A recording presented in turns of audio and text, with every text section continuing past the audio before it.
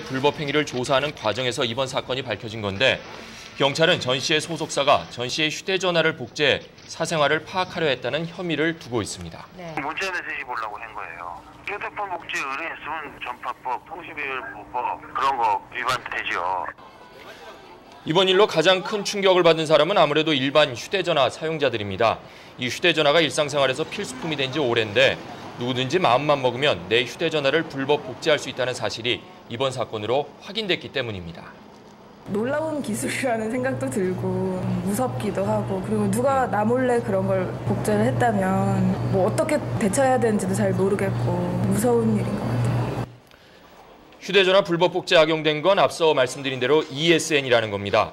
이 ESN은 단말기가 생성될 때부터 부여된 전자 일련 번호를 말하는데 주민등록번호와 같은 역할을 하는 것으로 사용자 관리와 또 요금 청구의 기준이 되고 있습니다. 네.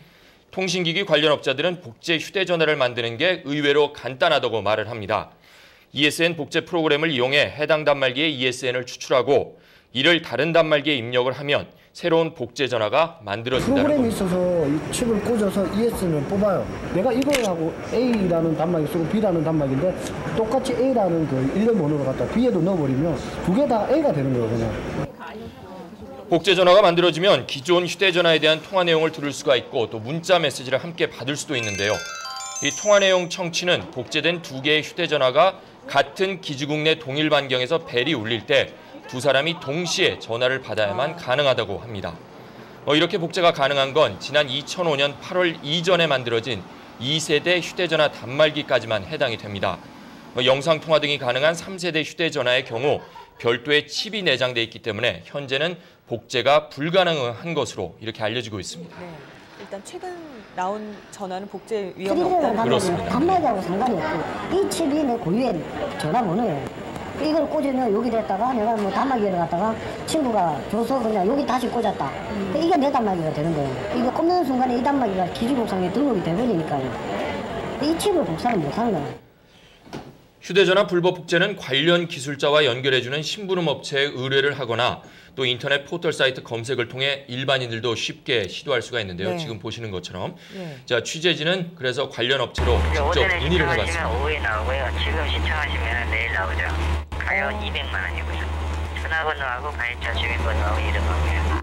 의외로 간단하죠. 자, 이 휴대전화 불법 복제 관련 업자는 놀랍게도 이동통신 업체를 통해 ESN 번호를 알아낸다고 이렇게 말을 했습니다. 그러면 저희가 이제 통신사에다가 헬사번호 요청을 해야 됩니다. 헬사번호 요청을 하시게 되면 똑같은 폰이 나오는 거예요.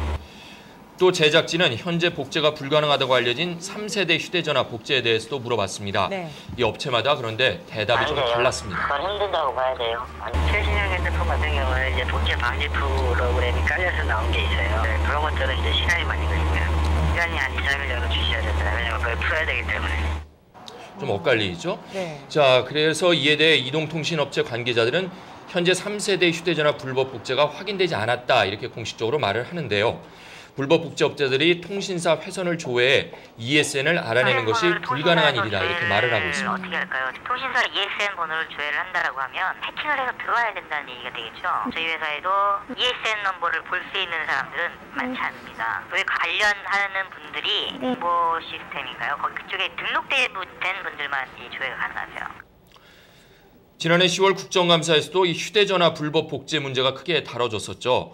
이 중앙전파관리소가 제출한 자료를 보면 불법 복제 의심이 되는 휴대전화는 지난 2008년 상반기에 4천여 건, 지난 2년 동안 12,000여 건에 이릅니다. 굉장히 많네요. 네, 내 휴대전화 복제 의심이 될 때는 일단 단말기를 꺼놓은 상태에서 내 휴대전화로 전화를 걸어서 계속 신호음이 가는지 이를 확인해 보는 것이 좋습니다. 네. 또 통화 가운데 끊김 현상이 자주 발생하거나 문자 메시지를 누가 보냈다고 하는데 자주 받지 못하면 일단 불법 복제를 의심해야 합니다. 복제된 전화로 간 거겠죠? 그렇죠. 자, 최근엔 휴대전화로 개인정보 주고받는 일이 잦은데요. 보내기도 하고 진짜 계좌번호 많이 보내기도 하고 주민등록번호도 보내기도 하고 계좌번호 아니더라도 좀 개인적으로 사생활적인 메일 같은 것도 많이 왔다 갔다 하니까 업무적인 것도 그렇고 업무적으로 좀 공개하면 안 되는 내용 같은 것도 많이 나가기 때문에 좀 공유되면 안 되는 부분이 많은 것 같아요. 네, 시민들 들으신 것처럼 이게 불안감이 높아지고 있는데요. 자, 이제는 필수품이 된 휴대전화, 이 작은 기기 안에 첨단 기술이 집약돼 있어 우리 생활을 편리하게 해주고 있습니다. 하지만 이젠 그 기술을 악용해 다른 사람의 사생활을 감시하는 폐해도 늘고 있는데요. 앞서 말씀드린 대로 자신의 휴대전화 복제가 의심될 땐 각 이동통신사 고객센터나 또 휴대전화 불법 복제 신고센터에 신고를 하고 빠른 시일 안에 문제점을 해결하는 것이